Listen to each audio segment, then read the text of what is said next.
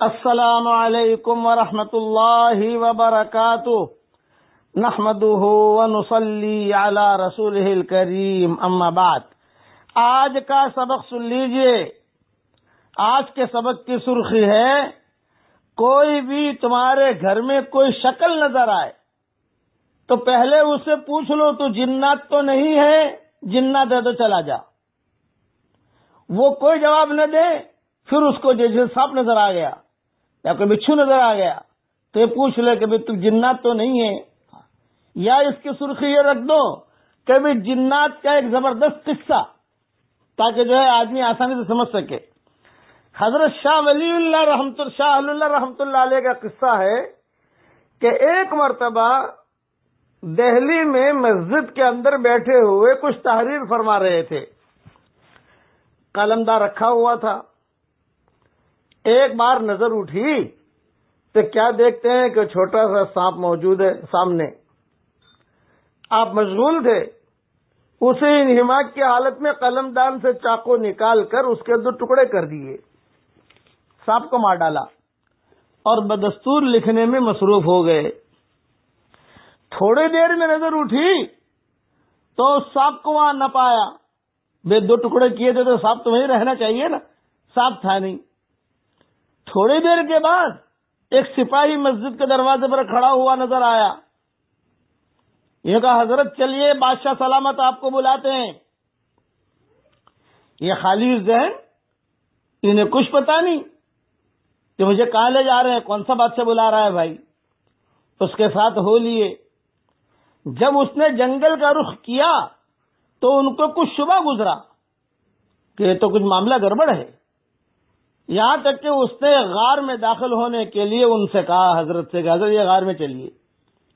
اب یہ سمجھ گئے کہ معاملہ کچھ اور ہے، کچھ چکر ہے، اللہ معاف کرے، کہیں پھنس تو نہیں گیا میں۔ کچھ دور اندر غار میں جا کر انہیں شاہی عدالت نظر آئی، کورٹ، جہاں ایک شخص مقتول پڑا تھا۔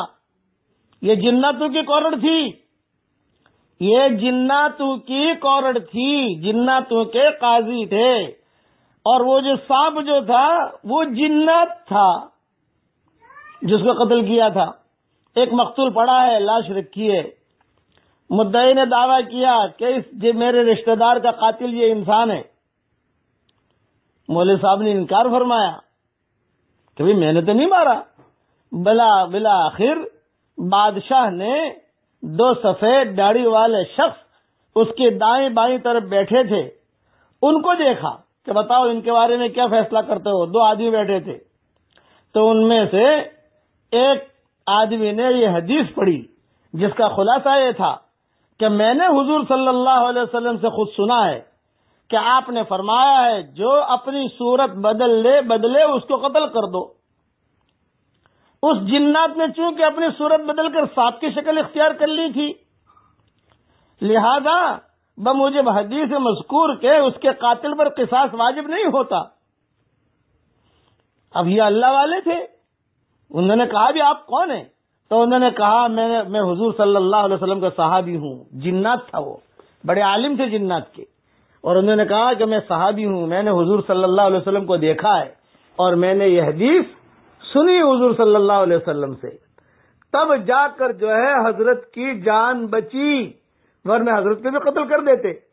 یعنی خلاصہ کلام یہ ہے، یہ قصہ میں نے ترجمان السنہ جلد 3 صفحہ 238 سے لیا ہے۔ اس قصے کا میں حوالہ دے رہا ہوں۔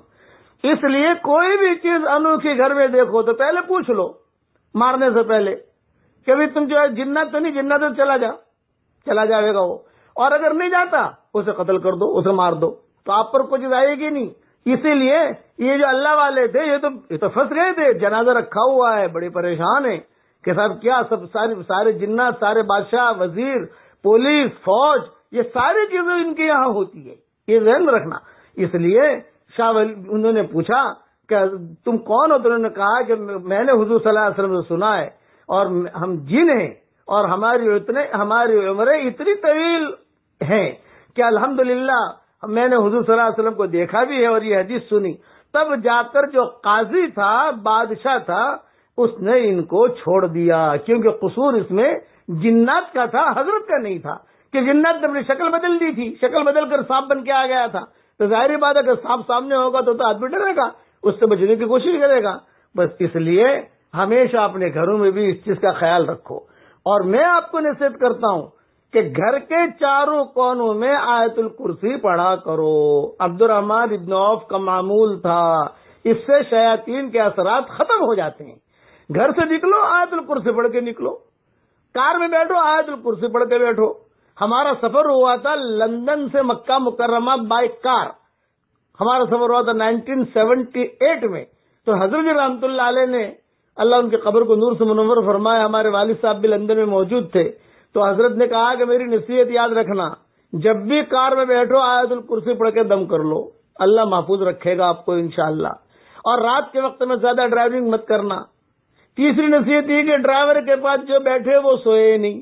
یہ 3 باتیں حضرت نے فرمائی تھی، اور اللہ تعالیٰ نے ہمیں صحیح سلامت عافیت کے ساتھ لندن سے مکہ مکرمہ بذریعہ کار اللہ نے ہمیں عافیت کے ساتھ پہنچا دیا۔